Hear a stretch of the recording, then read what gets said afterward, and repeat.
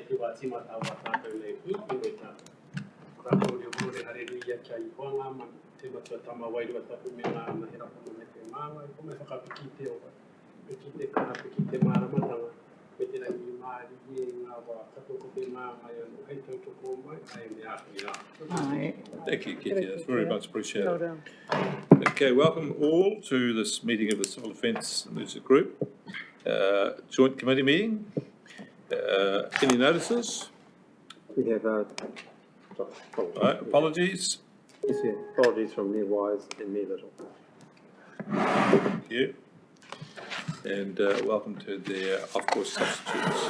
Thank you for being here. Very good. Okay, conflicts of interest declarations. Anybody here conflicted? Anybody interest? Any declarations you'd like to make? Okay, there being none, that was boring. Confirmation of the minutes held on the 28th of March. They were all circulated. I've had no correspondence, have we, Ian, to say people have disputed them? Someone like to move the minutes? Thank you, Alex. Sandra? All those in favour say aye. Aye. Contrary, no, carried. Action items from the previous HBCDIM group joint committee meeting. Ian, would you like to lead us through these, please? Okay, so the first one actually is on this report, so it's not actually a verbal update, there's an update on the report. The second one, we're still having, it's just been difficult trying to get everybody in the room, but just to update you as to where we're at with our building our relationships with tangata whenua and working on this, because I think that's where we're at the moment, is that we've been working with TMO and Ngāti Kahanunu in particular, and we've had two Kahanunu staff actually seconded to us for a period of time where we helped train them and they helped train us. So that's sort of ongoing at the moment. The other thing is we've started having some meetings with the Te Tai Whenuas. We've just had one with Ohere Tonga, and that went really well, and we had Mari Apatu there and his staff. So we had a meeting to discuss what we each did and had a bit of kai, and I want to start doing that with the others as well. And obviously for some of them, like for Central Hawke's Bay and for Wairoa, would involve the controllers from your two councils. And then the only other thing that's on my radar screen, I suppose, is to arrange a meeting with the new chair of Kahanunu, Baden Barber. So I'd like to try and do that over the next month or so, and catch up with him and sort of talk it through how he sees the relationship working moving forward. So that's it. Thank you, Your Worship. Thank you. There was an item there that you were going to organise a meeting with a tour of the group's headquarters with the Regional Council's Māori Committee. Has that happened yet? No, it hasn't happened yet. So again, that's something which is, I think it's a follow-up item. I just got an email about that today for the Maori Joint Committee, and I still need to just talk with Piri about that, Piri Munro, and get that confirmed. Well, I understand I just suggested they have a meeting at your place that was ruled out as inappropriate and not feasible, etc., etc.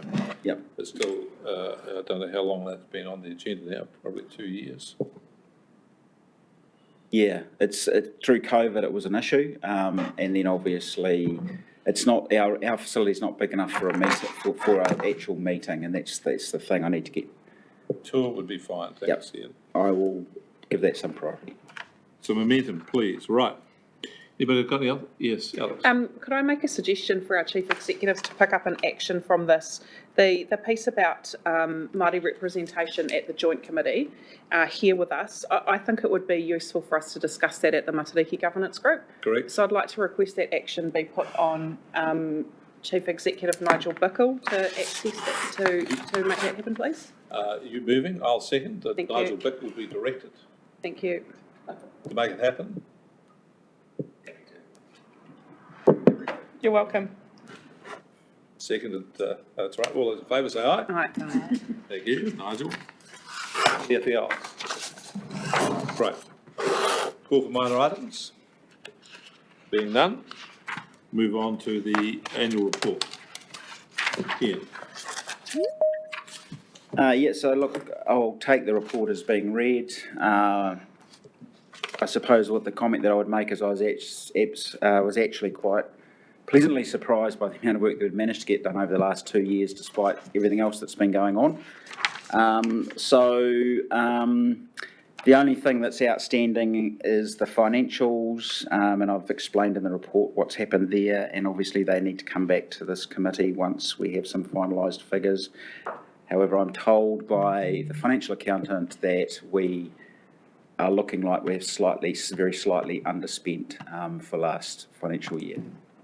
Okay. All right. Any comments on this? I've got two I'd like to make to you. One is, when we went through the introduction, I noticed that we didn't have mention of the flooding events in the northern part of the region. I presume that's because it was out of the period of this report. No, it should be in, it is part of this But report. we mentioned a lot of others. It was a significant amount of work, so it's not in here. Yeah. So I think that should be in there. And I'd like to make a couple of minor edits on the part that's relating to me. Yep. The chair. Okay. Any other questions on the report?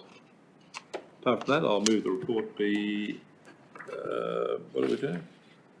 Adopts the Hawke's Bay CDM Group Report for 2019-2020 with amendments. Text, context, minor Yep. editing amendments, right?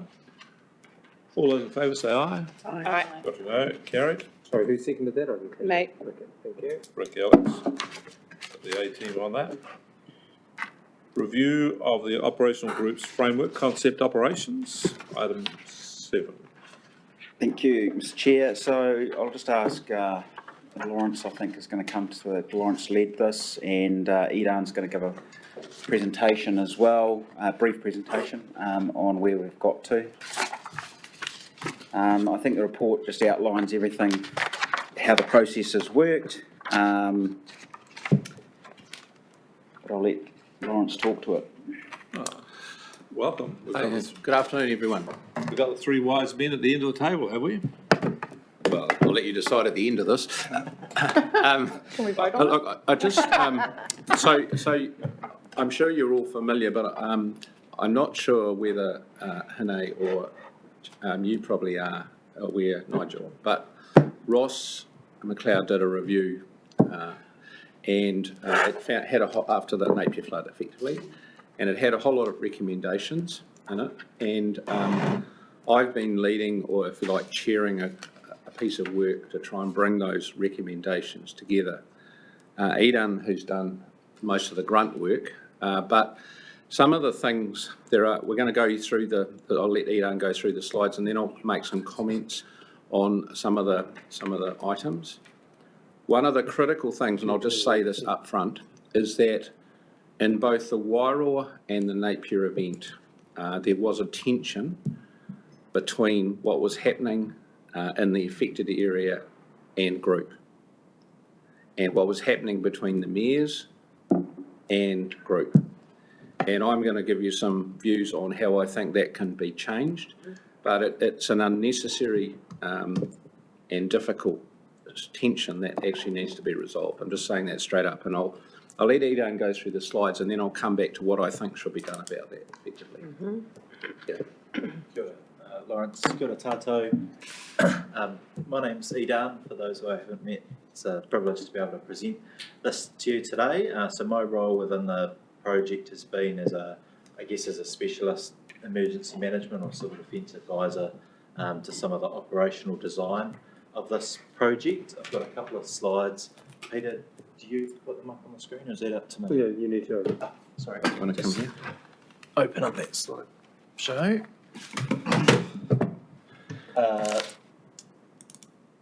To support the paper, and so I thought I'd start here with background. Is this sharing onto those online? Yeah, okay. It will be soon. Thanks. Is this in our pack here? The slides aren't, but the agenda item in the paper is, I understand. Is that? Slides on. I want to put it on presenter mode so that people can see it. Leaders. Just go there. So, I'll just be with us for a second. Should be right. so while we're just doing that, I'll just make a few opening comments. There is undoubtedly a higher level of community expectation about how such events are managed. And the advent of social media, instantaneous technology and all those sort of things means that everybody sees things, reports things, comments on them almost instantly. And that is really difficult for a centralised model, whether it's locally or regionally to managed. And it has to be, any response or commentary on that has to be grounded in evidence and truth. Equally, you have, because of that, a whole lot of elected members wanting to say or advise people what's going on or comment on stuff, which is also can be quite difficult. And things move really, really quickly. So I'll let Eden, if we've got all the technology going now, take us through it. But I just want everybody to understand that this is hard. When you've got an emergency, that could be quite evolving. So on the Wairoa and Napier floods, they were largely localised events.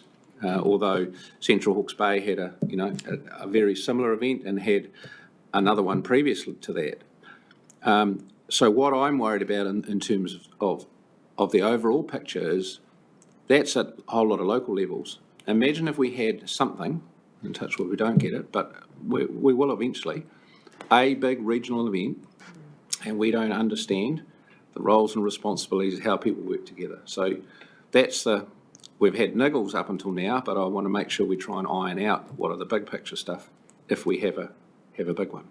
So Eden, where you go? Yep. And so this program or project within the program was initiated as part of the Strengthening Seating Arrangements in Hawke's Bay report, and it specifically addresses this recommendation, which is the reset of the way we respond in terms of roles and responsibilities. Yeah, you need to speak into that. Gotcha. In terms of roles and responsibilities, with specific reference to the bullet pointed aspects below, being the community expectations, effectively supporting yourselves as our political and strategic leaders within the region.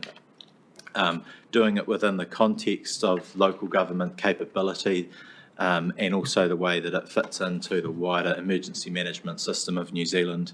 And then how do we bring through elements of coordination across the vast ranges of organisations that are involved with a civil emergency that requires a whole of society response.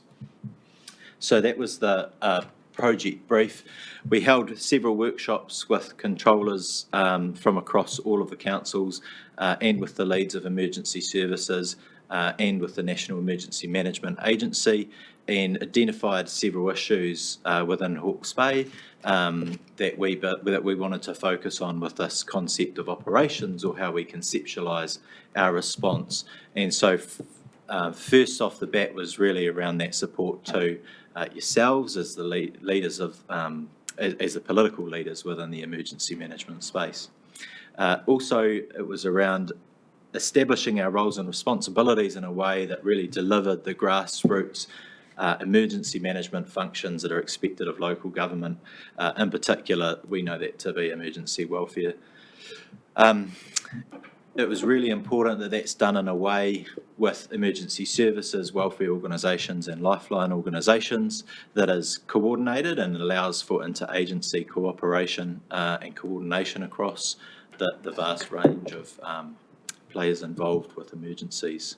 And then critically, it also has to integrate into New Zealand's emergency management system, and so that we can seamlessly transition to national emergencies or receive help from the rest of the country. And I think that's an issue that's been highlighted, the value and importance of that during the Nelson floods that are currently occurring.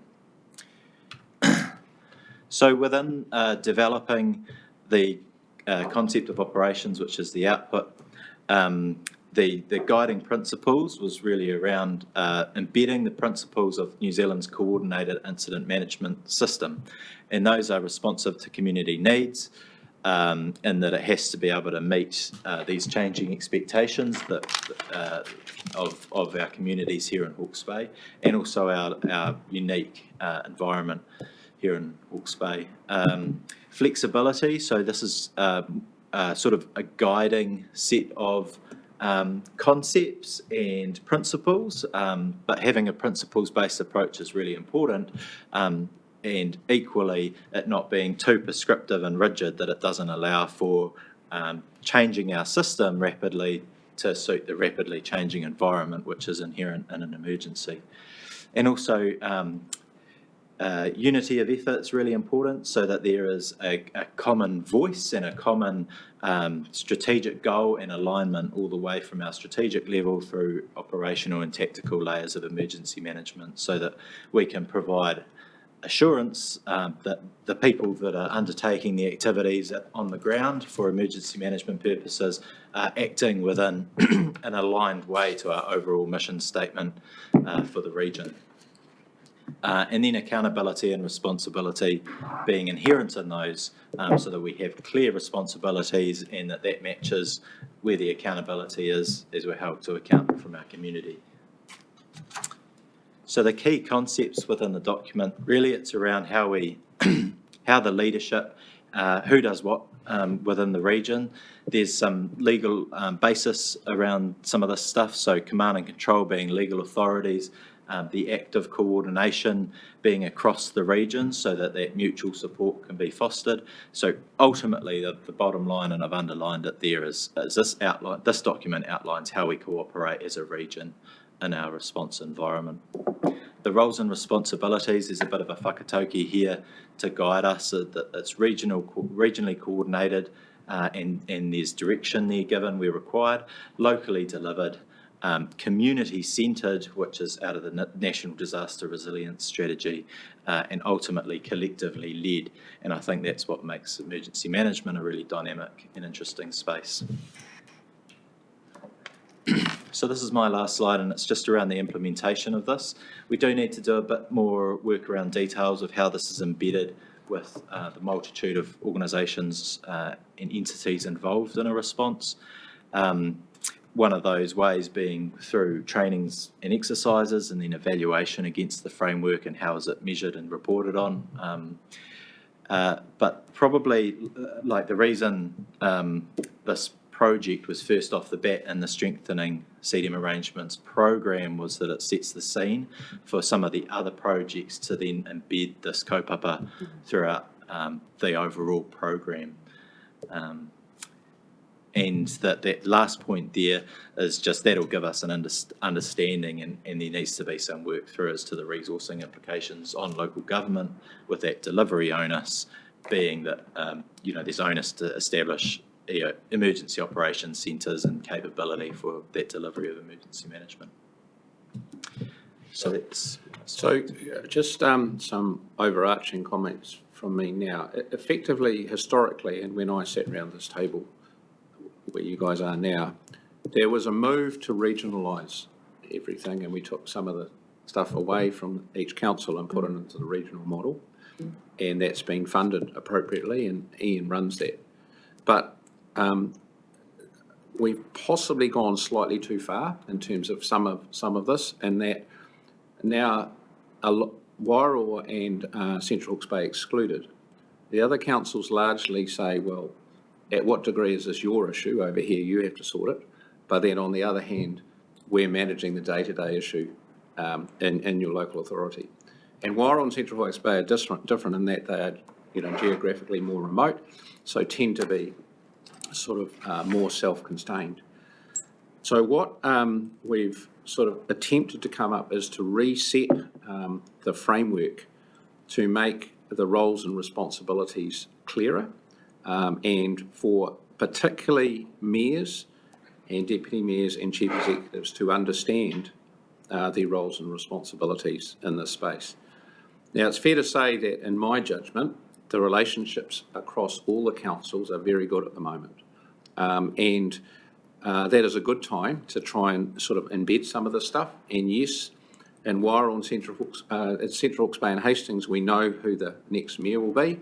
In Napier and Wairoa, we don't. And in the regional council, we know there will be a new chair, unless you're making some sort of last minute turnaround.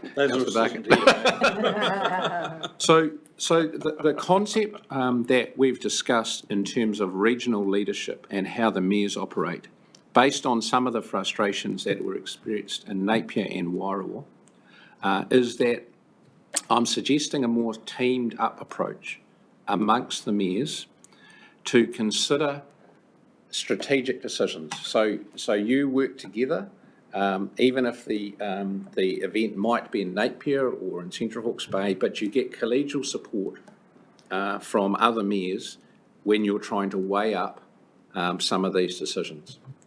In the Wairoa case, Craig had a view as to how Wairoa should have managed a flood event, which was different to how the group thought it should be run. That caused tension. In my judgment, if all of you leaders had been in a room discussing that, it would have offered Craig more support and feeling he was justified in his position, or it would have offered the group a more collective view as to what should be done.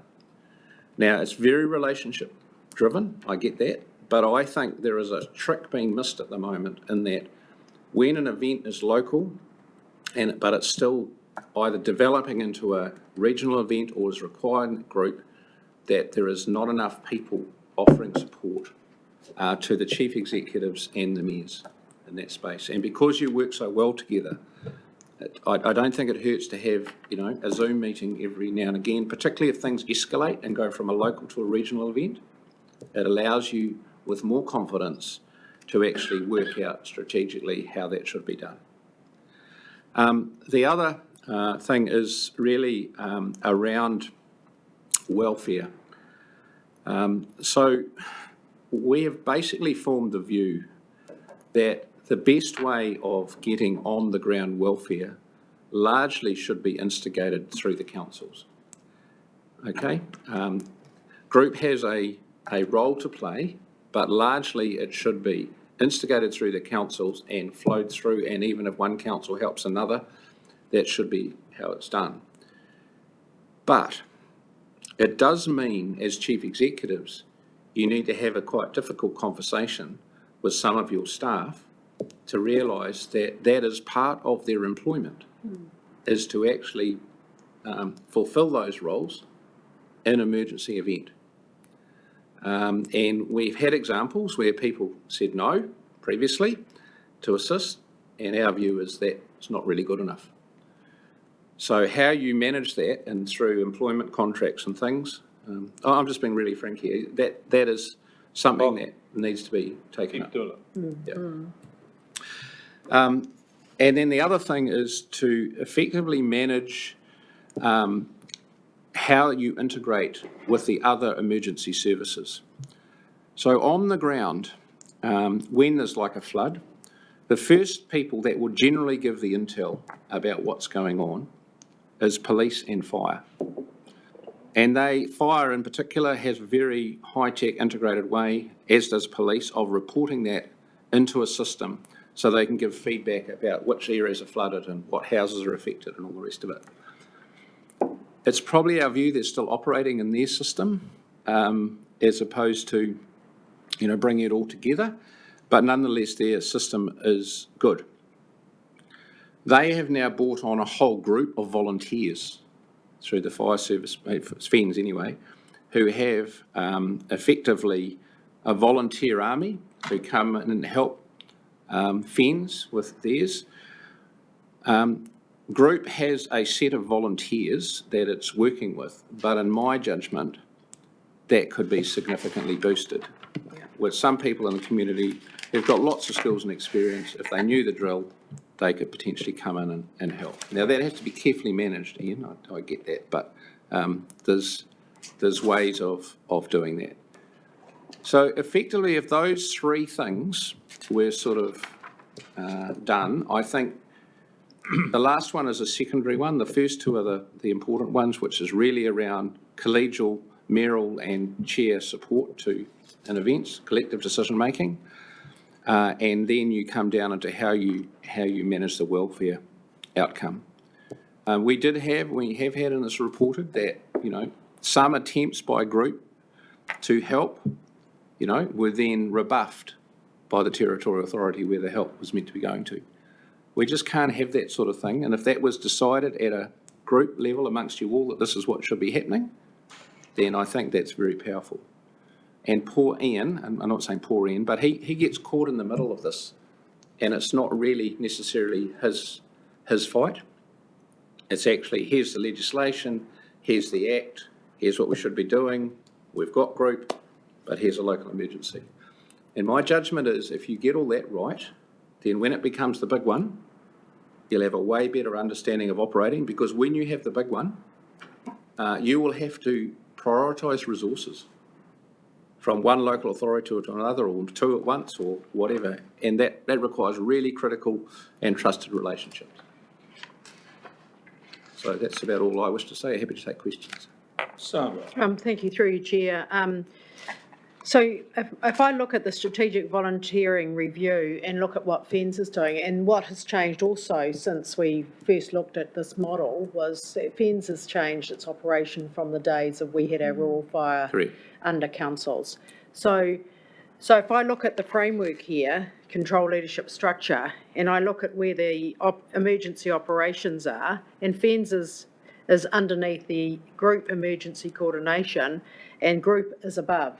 So if we then look at our strategic volunteering review, and if we build a whole lot of volunteers through group, which is absolutely what we should be doing, and how do we align what FENZ is doing and what group is doing, and who knows who's doing what? I mean, it's all about our lanes, and our lanes have changed and shifted over the last few years, and knowing how to stay in our lanes is the critical factor of how we're going to be successful in an event. So my question to you, through you, Chair, to Ian then, is how do we manage this volunteering review, which was last done in 2017, how are we going to manage that now with what's going on with FENZ and building up their volunteers, and who's responsible in that area? Well, I think that's the conversation to be had as part of that review, is basically with FENZ in particular, because they've gone down a particular track, and that's fine, and how do we actually utilise their community volunteers as part of the response. And I think that's essentially what you've pointed out, is essentially the way that it would work at the moment, which is that Fire and Emergency New Zealand come under the group essentially as a tactical asset, I suppose, along with police, and we coordinate their response and give them tasks, and then they apply the resource to that particular task. And if they're applying their volunteer resource to that task, well, then that's appropriate. So our volunteers at the moment are slightly different. They more support the welfare, the communication system, the radio system that we have, the VHF radio system that we have, communications volunteers. We also have got some rapid response volunteers who are trained to a higher level, very few of them, but they can do things like single story type, like rescue type tasks. So that's how we're structured at the moment, and I think that fits quite well with the FENZ model, which is more community. And one of the things that we want to look at, and one of the things we have been working with, is more community volunteers, community-led volunteers. I think there's a lot of work happening at a national level. There's responsibilities that go with volunteers, and we're also working with Volunteering Hawke's Bay as well. So we're about to, Edam was talking to me about it today, we're about to, in terms of community-led spontaneous volunteers, working with Volunteering Hawke's Bay to manage them on our behalf during an emergency, because that's quite a high need as well. And so there's a whole lot of things happening in that space, I suppose I get to, and that's what that strategy will deal with. Can I just say, Sandra, that I know of an example, by way, where fire and emergency activated volunteers to do some evacuation type things that actually weren't in sync with what the group wanted. No, And so we can't have that. no. We actually have to make sure that the group is in charge, and if emergency want to evacuate people because they think that's right, they need to get permission from that, and it needs to be collectively agreed. Now, so we're a wee way from getting that that right. So if The other thing I'd just say, just finally, is managing volunteers is not easy, and one of the reasons why we're strongly recommending the councils look after welfare is that they have management structures of people that are in charge to make sure that happen. And with volunteers, you need a similar arrangement of layers of people who are in charge. Sandra? Yeah, no, Lawrence has really answered that. Just one concept. Should we just focus on this fire and volunteers part before we go into other aspects of it? Does anybody else like to say anything on that? Yeah, but I just wonder, one of my views is that when we think about our council teams and our part of this, I see them as part of group. So you talk about group as being Ian and his team. I see the staff of my council as being part of the group because we all contribute. So, and it's that culture that means we can come together as a team. Do we see that from our other services who sit in this structure where they understand that in an emergency they're part of the group team as well? Because if we're buying in but the rest of the team aren't, then we've maybe got a tension. Yeah, look, I can probably answer that one. They do, and I think though that this is all new to FENS and they're still working out how this volunteering, which is beyond what they normally did, which was people on fire trucks, in the rural environment essentially. So yeah, and to be honest, they're probably better set up to deal with volunteers. There is quite a huge overhead with training, managing volunteers, and there's all the safety considerations and all of those things as well, equipment that needs to be audited, and just goes on and on and on. So to be honest, they've got so many staff here in Hawke's Bay, and they've got people who can do those sorts of things.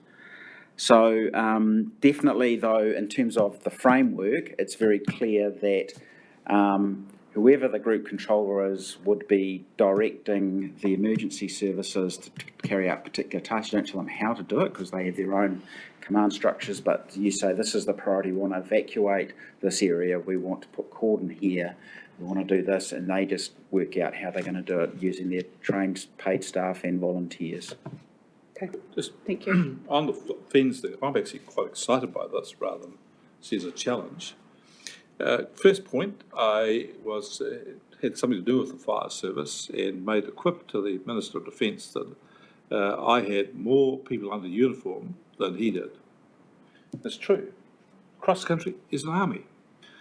Second point, I went to a tornado damage, and the local volunteer fire brigade was the only people there. Whole pile of people turned up at them afterwards, said, how can we help? The local brigade broke themselves out into a team. Each one was given a group of people to help. Timber boards, carpenters, plumbers, whatever. Instead of having one team, they had 20 teams. They did an amazing job. So because it had discipline and structure, they coordinate these people.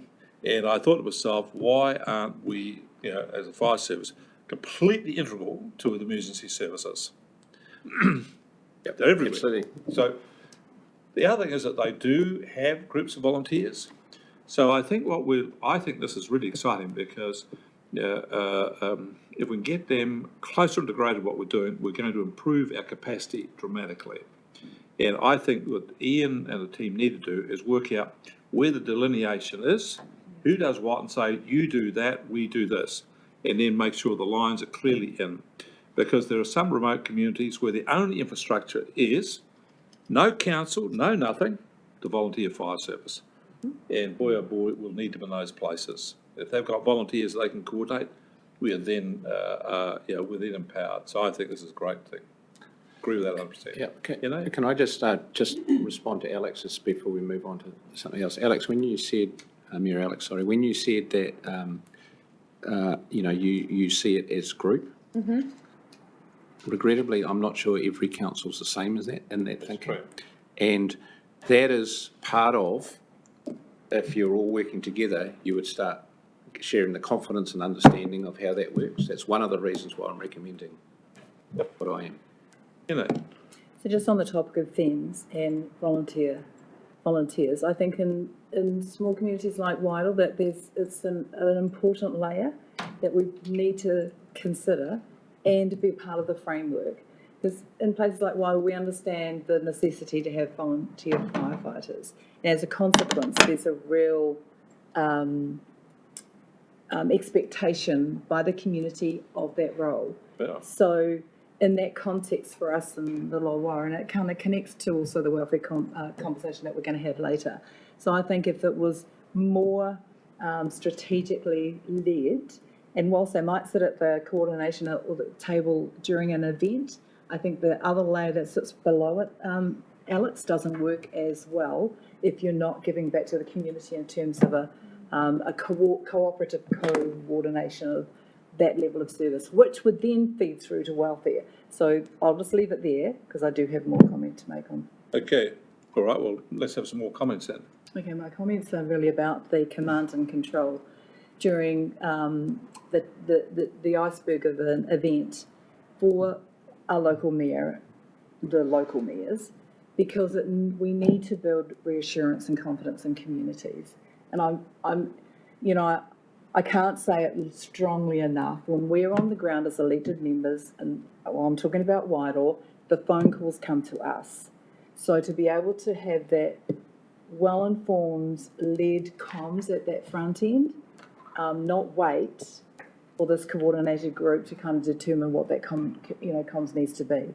I think it's really, really important for communities like ours that we have the ability to get the information fast through our mayor, then through our own local controller, and then they can feed out to the leaders because they are the people that our community want to hear from. So I think that's really important that that's somewhere in the context of the new framework. And leading into the welfare conversation, no one knows our community better, and these need to be enabled from here, because iwi to us on the ground in Waitel are so significant. I noticed through all the reports, the annual reports, that iwi Māori are talked about just as another, not just as another, but just on the side that we must communicate. We need to start embedding that throughout our documents, and we can do that by using communities like Waitel, because that's who we have to turn to. Te Hau Māori Ora, and everyone talks about how that was a wonderful coordinated structure and that we couldn't have done this without them. We'll take a lead from that and also lead from places like Waitel and pockets in Central Hawke's Bay to actually start modelling that stuff.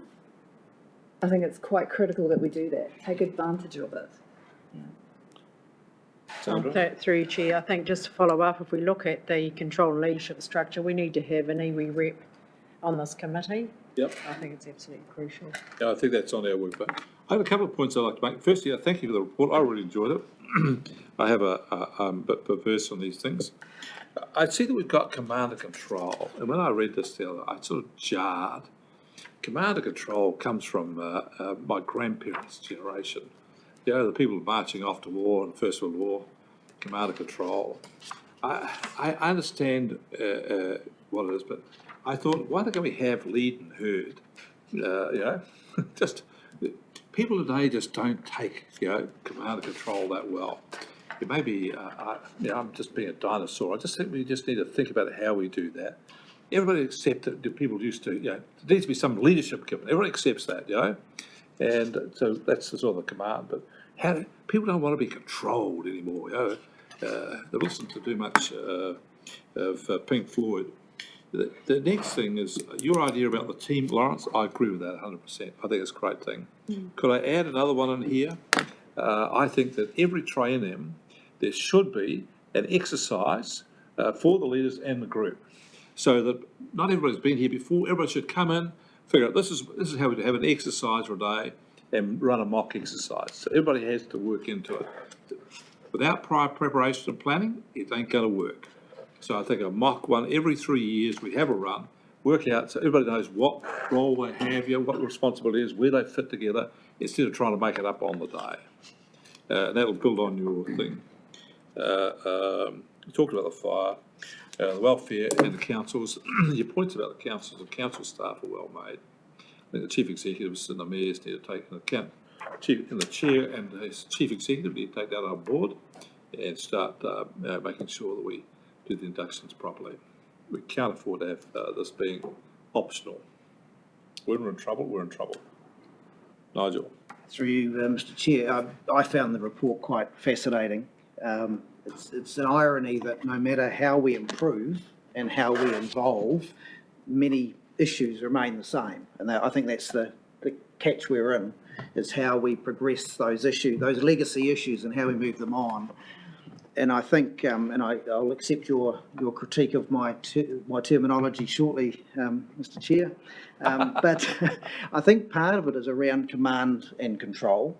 And I think the important component is, regardless where volunteers come from, so in other words, they could be as part of another organisation, the critical element in this environment is when they're assigned, they understand that they are perhaps now under a new leadership model, and they take their instruction from that new model. So in other words, you might have FENS volunteers that are shifted under a local government EOC for tasking, and it's important they understand that they'll transition from one model to another.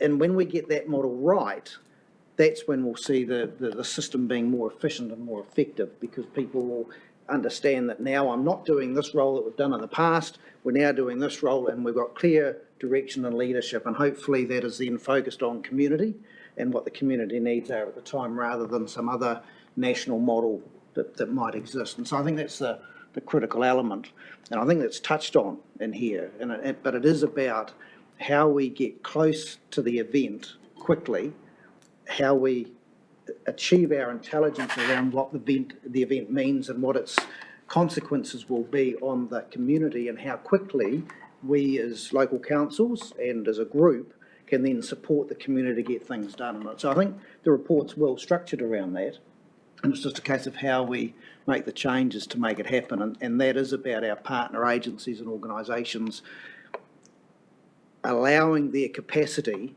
to be moved and used somewhere else. Good. Just to rest you easy, I went to civil defence tour one time. I was in Hawaii. The head of civil defence there said, I thought insightfully, there's no end state in civil defence. You're always preparing to be prepared. That's what it is. You're always preparing to be prepared. So there's no end state here. But about your FENS and stuff, well, there's two ways you can do that. Either hand the volunteers over to the EOCC, or the EOC just directs FENS to do this task, one way or the other. But anyway, the fact is we've got to be better coordinated. Rick, I think there's some nervousness about the volunteers on the ground, and we probably had incidences over the years that this has occurred. But in Whitehall during the COVID events, we couldn't have done anything without the volunteers. And these are, so we have to, I think we underestimate communities, that they can actually take care of business. And as long as the communication lines between the EOC, the local government, and the ground, or whoever's going to be coordinating it, I think that we can do this in very well. I just think, if you're going to do it, allow the local councils to take leadership and own it. Sure. And enable it. So I think that's what we're saying. Yeah. Can I just make it's about, in my judgment, getting the people in the right lanes and trying to keep them there. So, in my judgment, FENS and the police are trained to deal with difficult and dangerous situations. There's only a small number of volunteers that would actually ever be qualified or have the knowledge to be working in that environment. So one option is to actually say, well, the volunteers for the actual management of the event and all the stressful things that go with that should actually be put under FENS or the police and theirs, and EOC just hands it to them. That's one option. Oh. The welfare stuff is given to the councils, and exactly. I'm not saying that the participation of Māori and organisations is not important. It's critically important and it's growing, and I completely agree in COVID, fundamental and beyond. But what I'm trying to embed is, and it may be done in a different way in the future, where at an organisational level is the best organisation to do these types of things. And in the first instance, I think the council should coordinate that and make that happen. And then the holistic leadership should actually come from the group in this room who make collective decisions, and they might have 3 or 4 meetings a day as something, you know, as it goes on. But I remember learning when I declared a state of emergency with Ross for a fire in Havelock North, it was incredibly reassuring to ring the other mayors and tell them what I was doing, and they said, well, we're here to help, whatever you need, we'll do this, we'll do that. So don't underestimate the collective strength that comes from that, and it actually helps Ian also in managing the group, you know, dynamics. And in Wairoa, you know, well, let's be candid, Craig was faced with, do I declare, don't I declare? His advice was, I don't need to declare, the weather's going to be all right. The group's advice was a bit different to that. Now, one of 2 things could have happened. Fortunately, the right one happened. That was, the event didn't materialise and Wairoa got away with it. If the event had been terrible and Craig had made a mistake in his judgment and group had given a different view, then there would have been all sorts of recriminations about what happened. My view is collectively, you can weigh all that up better together than on an individual basis. I think that's true. And what you then, in that particular circumstance, as you've identified, the 5th comes into effect. Yep. Recrimination. Correct. I watched this in the States, and what they had with FEMA in the States was they could only respond after the event. And FEMA said that what they were doing was chasing the event down the street. So they decided to turn around, and when they saw big swirly things heading to the coast of the US, they then started to marshal the resources and sent them over there. They spent millions. Sometimes it didn't happen. Sometimes it did. But they decided to get ahead of the event. And I think that's where we're at now. I think civil defence has to be ahead of the event. If we expend time and money and energy and nothing happens, or people are okay about that, the opposite is where we don't get ahead of the event and it happens, then we get the 5th R, and probably deservedly so. I like your proposal, Lawrence, a lot about the group. The group's worked well on other things by video conferencing, phone calls. I think it's a great suggestion. Highly recommend it.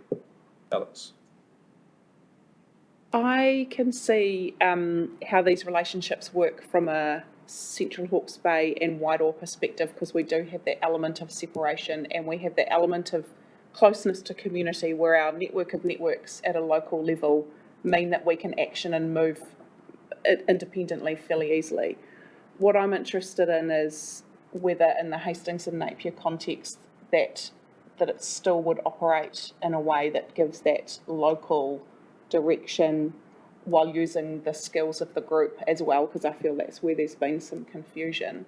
And actually the example that you gave, Lawrence, about when you declared with the fire, the interesting difference in that was that we still had rural fire in our council umbrellas at that time, and so we knew, just because in the office right next door was the guy with the radio set, we knew exactly where every fiery was at the time, and so it gave context to that conversation.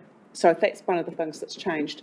But it's how does that relate to, particularly in Hastings and Napier, who are connected to the group more intimately than Wairoa and Central Hawke's Bay? How do you see that changing from how it is now? Well, if I look at the Napier flood, by way of example, it's a shame Kirsten's not here because she was, you know, and on the ground level. Most people outside Napier didn't think anything was wrong.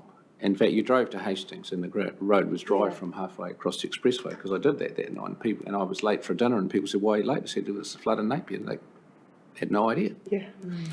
So you had a very localised event, but its scale was significant. And then, so then there was a discussion, and I'm not sure if there was a discussion about whether it's local or regional in scale and who and how that should be responded to. And my judgment is that if the five of you had discussed that, it may have changed nothing in that you said, no, Kirsten, you're looking after this. If it moves south and into Hastings or, we're going to do X, Y, and Z. But that would have been, I'm not sure, that would have been a helpful conversation in terms of understanding where groups at, what group was going to do, who was in charge of the communications. So in a certain level, Ian was being asked a whole lot of things, but on another level, Kirsten and her communications team were being asked a whole lot of things. And I just think it ended up in being a bit untidy, and it made it difficult and has caused tension between the group function and the local function. And that's what I refer to, Mayor Walker, when I said that, it's not always the same. So I think the tension around this is actually greater in Napier and Hastings between that, because of the scale of the organisation. It's actually helped in Hastings a little bit by the fact that the group office is next door to the Hastings Council and there's an interconnection.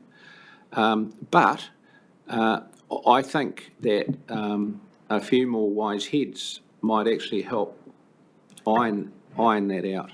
That's what I think.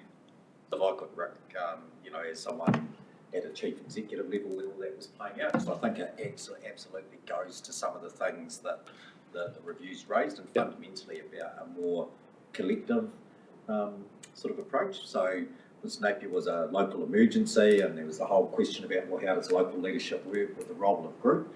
Again, as Hastings going, okay, well, we're doing how this model works. So we're being told to deploy resources, and I still remember it well, we in the conversations we're having saying, well, we need to be deploying building inspectors to go and do house inspections, and then our resources turning up, and Napier saying, well, no, we don't need you, go away. And so it was that, that collective and coordination piece that was the bit that I think if we were doing that and playing to our strengths collectively about, organising around ourselves around what was happening, I think could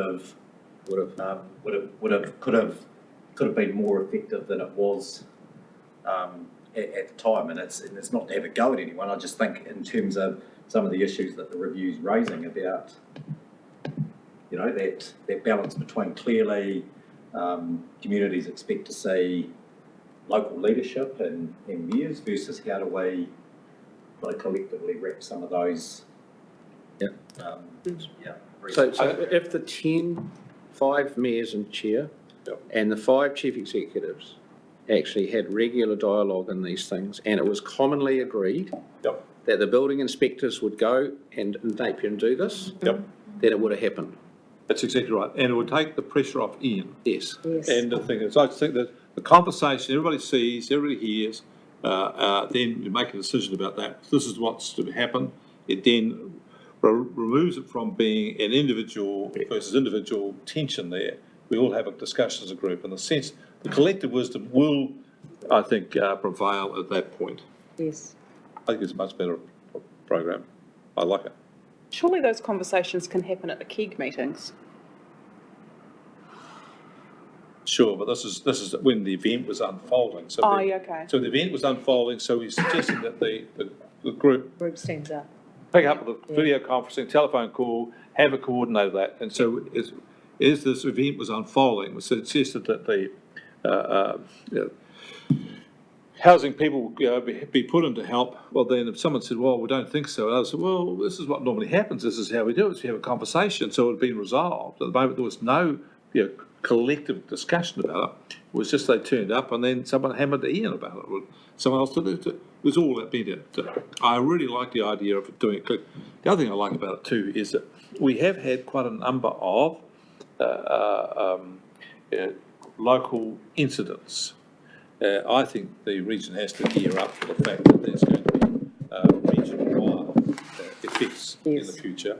Yes. So getting a group conversation, a group structure running across the region at the beginning is going to be best for us long term. Yeah.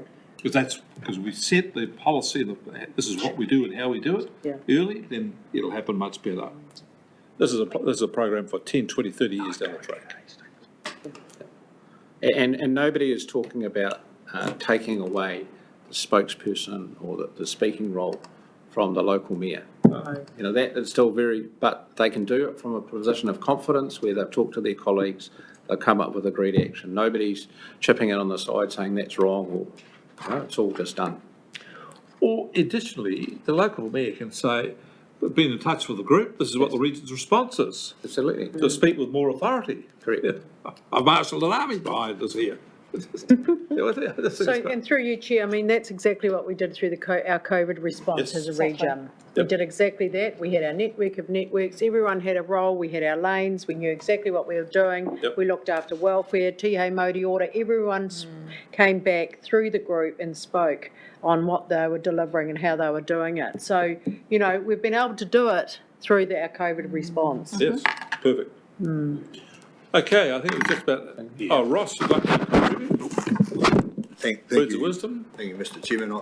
I think, just listening to the conversation, I think it is, you know, it is good to hear people wanting to embrace that way of doing it, because finally the parts of this about utilising the local authorities better is about utilising local capability better. We saw in Napier the ability to apply resources like the holiday park and other things that are essentially a local welfare response, that are capabilities that the councils have within their organisations and their asset base that they can use. You know, there's a lot of good processes in place with MSD and some of the national sort of welfare approaches, but they're about transferring money. Money's not always that useful when you've got nothing to eat and nowhere dry to go in a flood. So those local capabilities are important, and I think part of this is about bringing those together. And the other part of it, as you've all sort of embraced and pointed out, is that ability to work together, support each other, but also to support Ian. That's not to take away from Ian's role, because in a declared emergency, Ian is a statutory officer and has responsibilities for making decisions, but certainly having that support to coordinate across the member authorities and other emergency services is vital in that context when he's exercising his responsibilities. So just with those points, I think I commend the work that Idan and Lawrence and the team have done. Nigel. Yeah, through you, Mr. Chair. I think the thing to overcome is who initiates that discussion. In a number of environments that I'm involved in, where you have a peer support network, the person who's doggy deep in the event doesn't necessarily have to be the person that initiates the conversation. And certainly in the peer support groups that I've been involved in the past, you have a designate, and it's that person that initiates the conversation and says, right, I think it's time for us to have a chat at 10 o'clock. And that then gives you headspace to say, oh, good, okay, these are the things I need to have in my mind by 10 o'clock. So I think it's really important that if we operate as a peer support group, that we expect somebody else to act as our peer and initiate the conversation. I think that's the critical element, because the others have the space. They're sitting back, they're watching the event, and I think it's really important that someone else initiates the conversation, but that the person who's deeply involved anticipates that they're going to get that call. Yeah, I would have thought that would have fallen primarily for initiative for the Ian or the chair of the group here. Chair. Sorry? Chair. Yeah, chair. So that's where to go up to. But I think the key thing, though, is to decide this is how we're going to operate, and how it gets initiated, we can figure that out later. So I would sort of go one, I hate to use the word command and control, but set up a process that basically says if an emergency is declared, Yep. or is going to be declared anywhere, then this group is convened within a certain period, so you can get a scale of what the emergency is and set up a framework of dealing with it. Well, I think you should just frame up some words for it. So there will be, on occasions, an impending emergency. Yeah, I get that. Yeah. Or an event occurs, whatever it is, whichever the two, but at the earliest opportunity, a group calls initiated, just to get the lie of the land. I agree with that. Sure. Okay, With that, would someone like to move that we points 1, 2 and 3 without any modification identified, deleted? Approve the Hawke's Bay CDM Group concept of operations as attached to this paper. Happy to move. All right.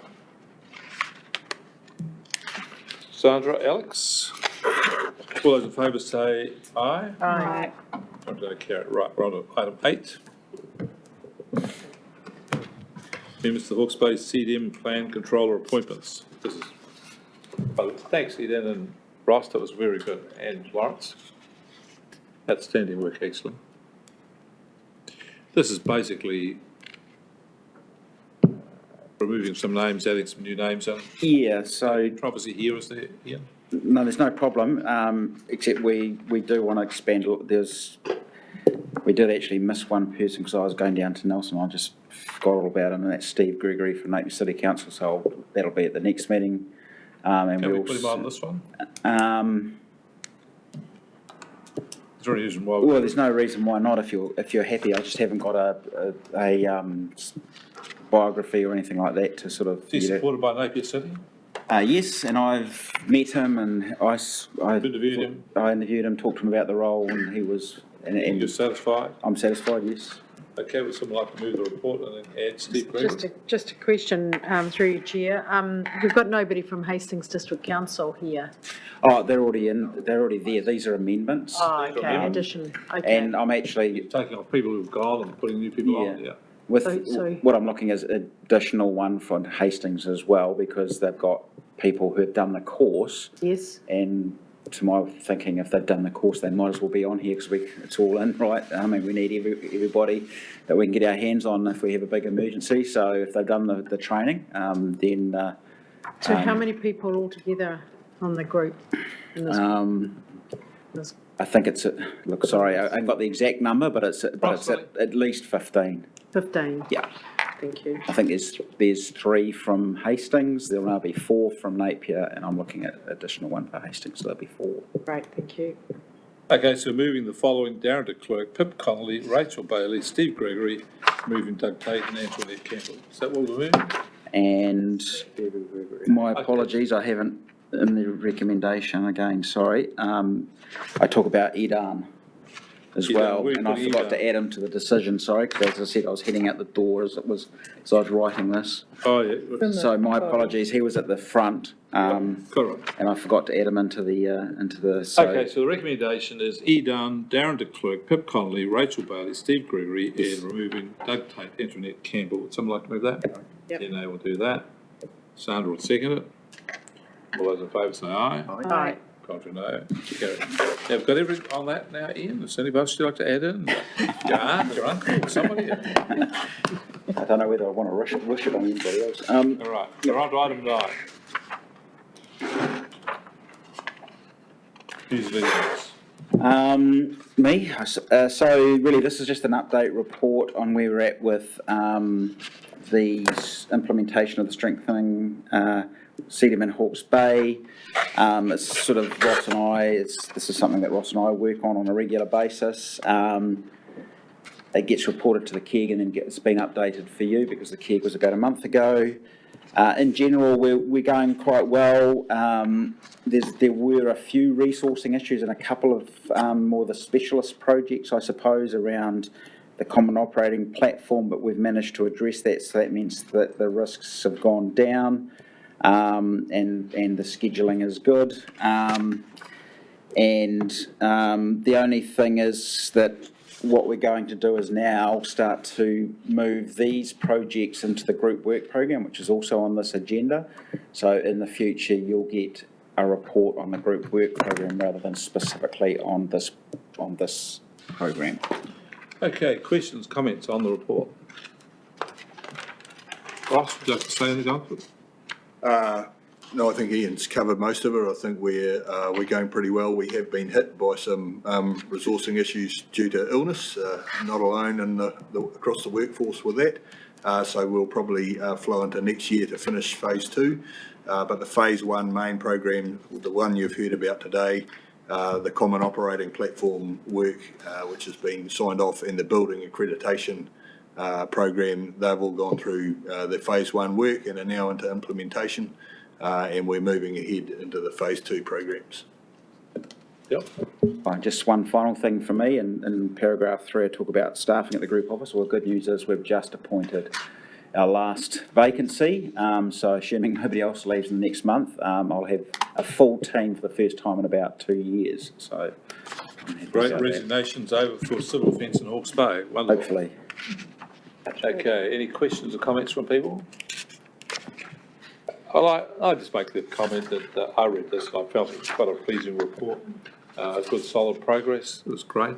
I've spoken to Ross regularly about this and Ian regularly about progress on this, and it's coming along quite nicely. I can accept without hesitation that the COVID and other things have interrupted your work, but it's pretty solid progress. I'm very pleased. Hene. Okay, would you like to move the report? I'll move the report. Yeah, I'll second it. Those in favour say aye. Aye. Contrary, no. Carried. Which one up to now? Seating arrangements during the election period. Okay, so look, this is really just it's two things. The first is the arrangements during the election period, and I've had confirmed today that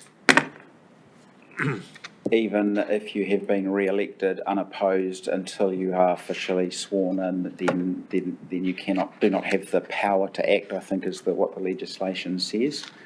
So there's a 2-week period, I suppose, between the election results and the first meetings of the councils when everybody gets sworn in. So so there is a process in place for allowing us to ask the minister to declare a state of emergency, which they can do for any part of New Zealand. What I'm signalling in here, though, is that if that does happen, we will have a conversation with the mayor-elect, whoever that may be, to ensure that your views are taken into account. Well, I'd like to do something slightly stronger than that. I'd like to move that Mayor Alex Walker be the acting chair of group in the interim, and that any major decisions are consulted with Mayor Alex until such time as a new chair is elected. I don't care if she has to act informally. Just Yeah. at the risk of being a pedant, I'm wondering whether this committee actually is legally able to be constituted during that period, given that none of. There is one out, James, and the out is if the chief executive calls an emergency meeting and can swear in whoever, that can be done. Right. But that takes time, obviously, and it just depends on whether we've got that time to do that. Well, I get all the technical things, but my view is that in situations like this, it's a good thing for the community to have a community leader be seen at the helm, regardless of the legal authority of it. I would have thought such a circumstance, Mayor Alex would have moral authority. Whether if she said to the Minister of Civil Defence, look, we'd like you to I've declared a civil defence emergency, I don't really have all the paperwork, will you help me? I'm sure I think it's a much better tidier thing, really. That's my view. I think this is just for the legal side of it. Definitely in terms of the community leadership, definitely the mayor-elect would be the person who would lead the community. Alex, soon we'll be talking about you. Would you like to speak for yourself? Kind of my assumption as the deputy chair would be that there's an element of, even if it's not the legal power status or whatever it is that you've described with the DPMC, that there is something that's sitting there anyway. And we've just agreed that we're going to take a group collegial approach to when we declare emergencies. So whatever happens, there's going to be some phone calls. Sure, but just So that's the I'm first. late from here. We've got a meeting, so Alex is a spokesperson in the interim until they choose a new one. I thought it was clearer. So that's the first part of the paper. The other part is just about inductions, which obviously once the elections are over, we get into that period. And what I'm just proposing is that, same as last year, that we have a separate induction with the Joint Committee, and then we work with the councils to have inductions with the whole of your councils or whoever the mayor is at the time. I agree with the inductions. I do think that you should have a proper role, a proper emergency roll through. So this, someone declares, someone does this, someone does that, phone calls, the lot. Yep. Yes. Happy to support. All right.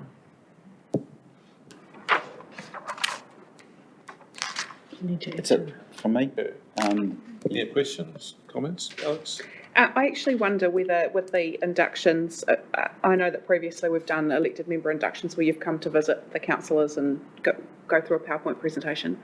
I actually wonder whether to get the seriousness of our participation in the group, that actually we all probably need to make a bit of a commitment to actually take our elected members to the control centre in Hastings and actually step through what does this actually look like and how does it work, which is different from that comfortable space of your own table with you with some PowerPoints, which they may or may not listen to.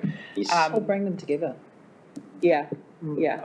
I was thinking similarly, we do now have all the councillors meet from time to time, don't we? Couldn't we do the induction at that point, first up in the year? Yeah, potentially. So maybe work with the chief executives on how to do that. Yep. And I agree with Alex. I just think you can be riveting on occasions, Ian, but when people sit down at the council meeting, they've got an induction for civil defence and emergency management. Yeah. First thing they do is like, how's my emails going? How's my Facebook account running? Whatever. They just are often the holiday thing. Oh, it was a great holiday. Yeah. But look, it's also generally not what is something that is expected of when someone's standing for election and to become part of local government. They don't tend to think about this, and so when they're sitting at the table in that first week, they're occupied with thinking about other stuff, and this is actually really important. So we've got to make sure it's given that importance. Yep. So overall, people agree we just need to do a better job of this. Yeah. All right. Cool. So we're going to move motion. Was that? It's just a receive the report. Yep. Good to move. Sandra. Nigel. All those in favour say aye. Aye. Carried. Group work program.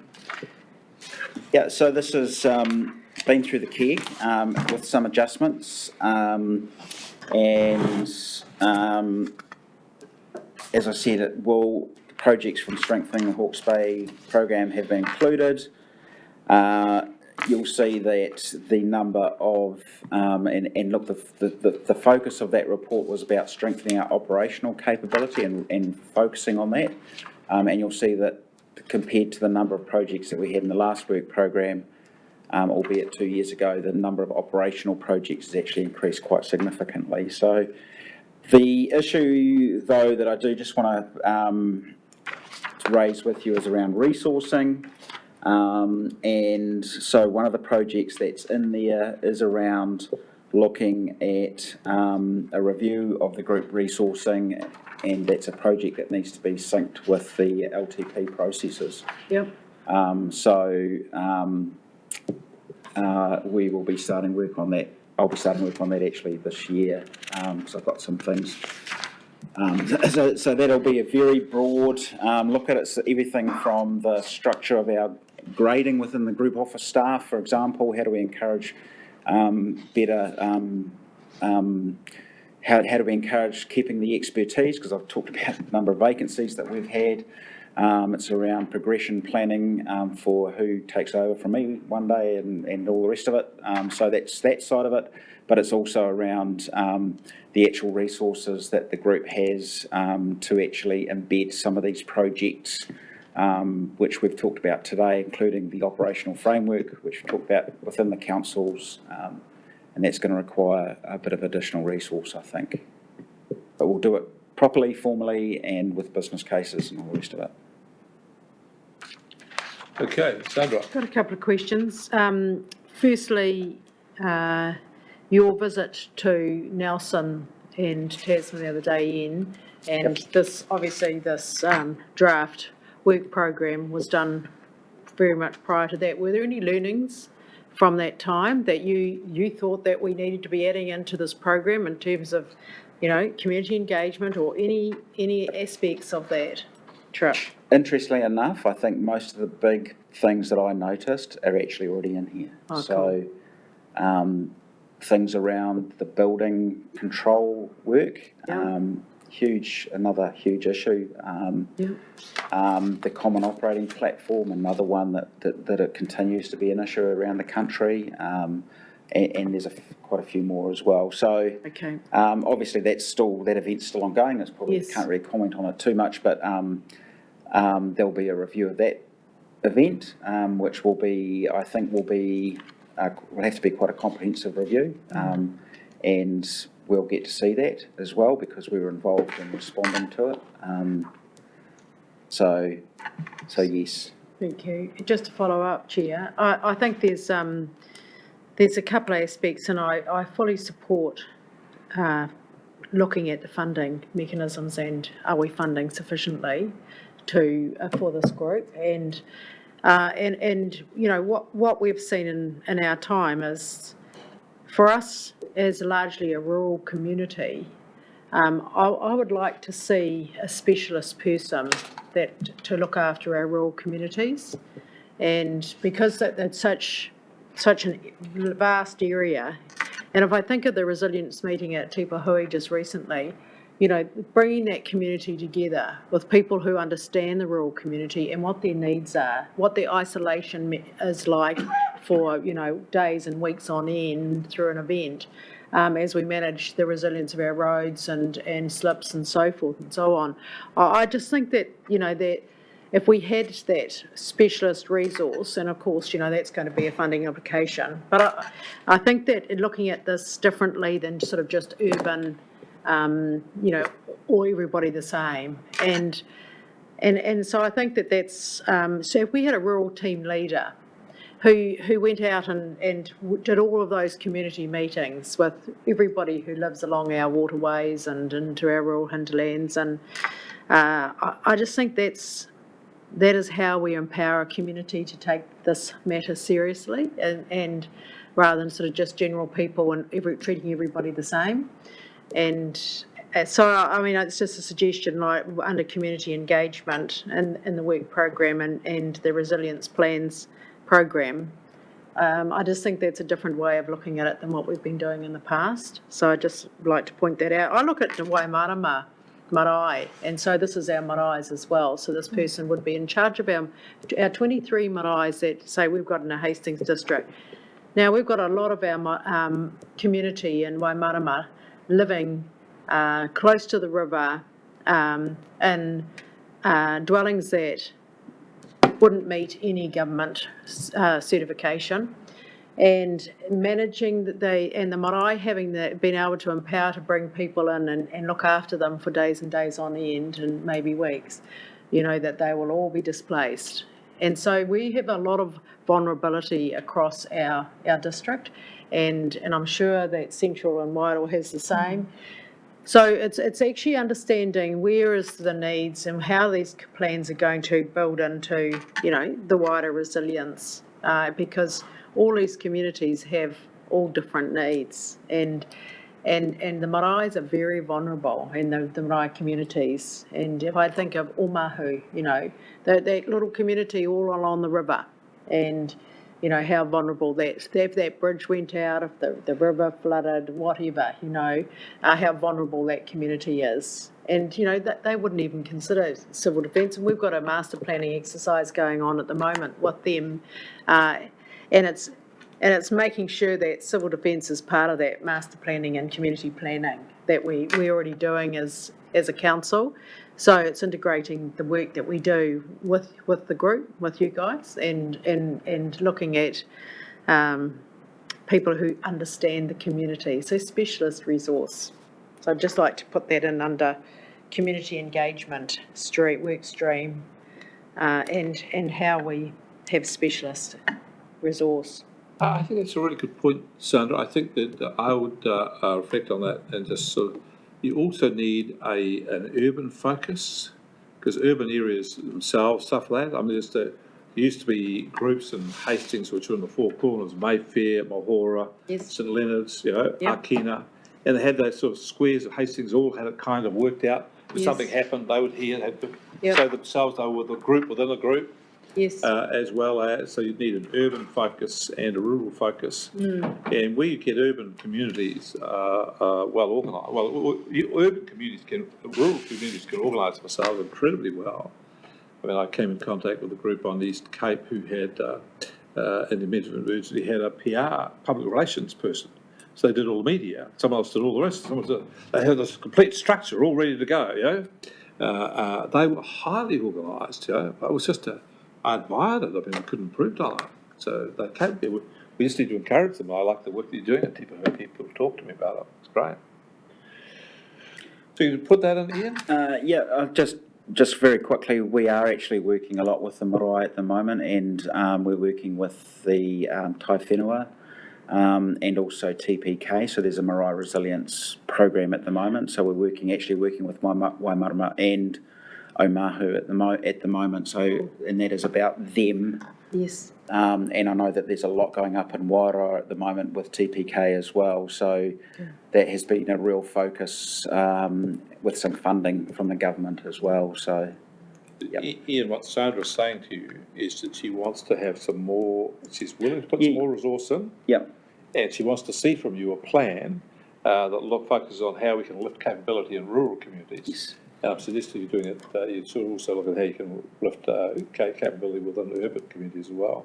Mm-hmm. Can I also ask through you, the use of marae during civil emergencies alongside what's currently happening around privatisation of, waters under three waters. So if we are engaging marae to be partners in the welfare of our communities, what will happen, Ian, if the marae that we use, because they're not on the bend of the riverbank and those kinds of things, have every other efficiency to operate and take good care of communities, but they won't have gone through the privatisation of the three waters, the transition of to the new water arrangements.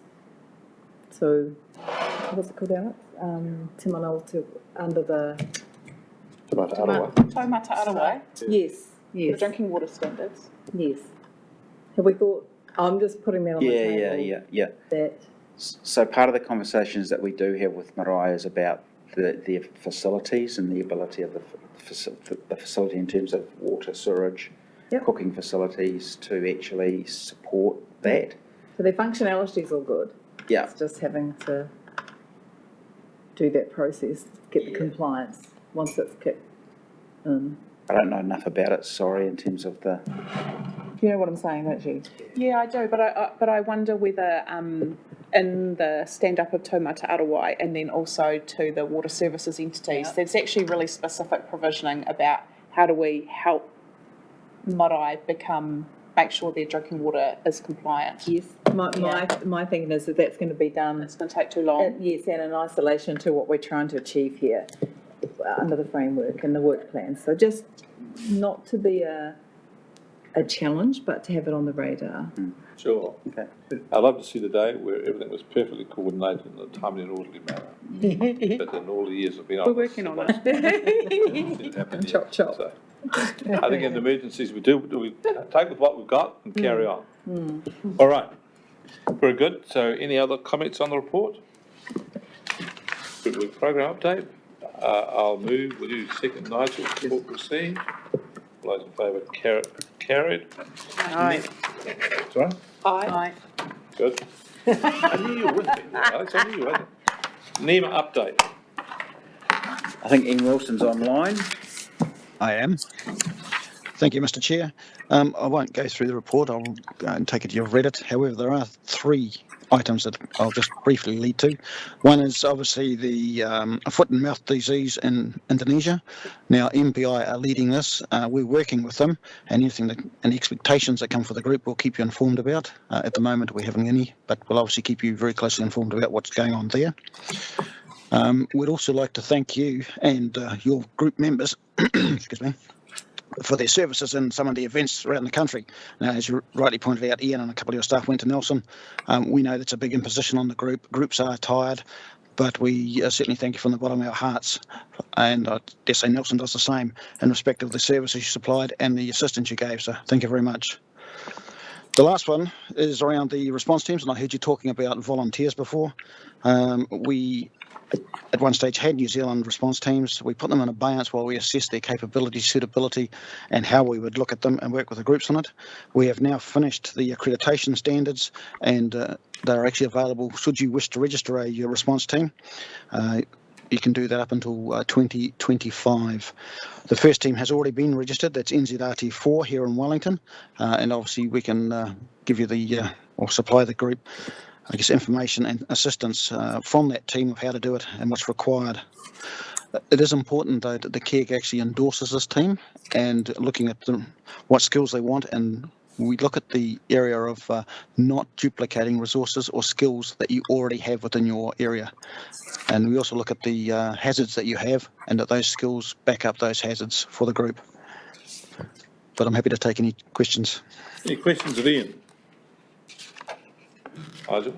Yeah, through you, Mr. Chair. Ian, I'm looking at the flood campaign, and I'm looking at the particular component related to flood waters and vehicles. How strongly are you going to message don't drive through flood waters? Because it's not actually about the risk to the vehicle. It's about the unintended consequences to households and insurance when people damage other property because of the bow wave they create. When are we going to strengthen that message? We are, through you, Mr. Chair, we're very aware of that and the issues that it raises, and we're looking, obviously, enforcing it. It's not enforcing it, making it stronger, and the messages are there, and working with police, obviously, to ensure that we can decrease the number of times that this occurs. We are also looking at, though, letting vehicles drive through. We've had a couple of instances where vehicles have driven through water that they shouldn't have, so that's also part of this message. You never know what's actually under it as well. Through you, Mr. Chair. So therefore, a supplementary question, are you looking at, you've got your trifecta looking at the legislation and other components of regulation. Is there opportunity to strengthen the consequences of water vandals through that means? I can't actually answer that question, Mr. Chair, but I will certainly take it back to the policy group and put it to them and perhaps supply that answer back through Ian to the group. Water vandals, I've heard a new one today. Thank you. Yeah, it's a new one to me too. Alex, did you have a question?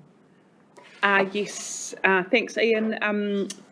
Nice to hear that MPI is working on the national planning around a foot and mouth disease outbreak. When do you think there'll be more details about what civil defence connection to that might be, considering the role that we have around welfare? Yeah, I'm not entirely sure what the timeframe is, but I know there's all the government planning being undertaken as we speak, so I can't imagine it's going to be too far away. Do you know if they are using the Mycoplasma bovis experience as how to do it and not to do it? I would like to say yes, but I'm unsure of that as well. Okay. I think that's, sorry, just through you, yes, they are. I've heard that from NEMA at a national meeting that I was at. The other thing is we do have contact with MPI, and I've met with them at a couple of times, and they like agreements to use our facilities, potentially for us to supplement with function staff around the different functions within the operations centre. Haven't had a specific conversation around welfare, but definitely, keep that one in mind when they come to us again. Could I ask you, Ian, to make sure our rural, what's our rural group called? Rural Advisory Group are aware of this item that NEMA's presented, just so that they know that that's there. Thanks. Any other questions? Alex, would you like to move the report you received? Sure. Nigel, seconded. All those in favour say aye. Aye. No. Carried. That brings us to the last item, discussions for minor items, where there are none. And before I close the meeting and move on to the next, I'd just like to acknowledge the good work of Lawrence, Ross and Eden earlier in the day. Thank them all. Very good report. Very pleased. I'd also like to acknowledge that Ian and other staff have been away. To Nelson, I think some has gone to Westport to to have been sending our staff away, and when I met with NEMA late last week, they thanked us for that. I think it's a very good thing to do. I know it puts pressure on Ian because he's away and the other staff because of the things they have to do, but if we help our neighbour, then one day our neighbour might come and help us. And this will be all here in the big team, and we've got to help each other, so thank you to the team for that. With that, unless there's any pressing must-do items, I'll declare the meeting closed. Thank you. Yeah. Now we're going to open up the next meeting, which is about the trust. Closing Okay, here. Oh, yes, please.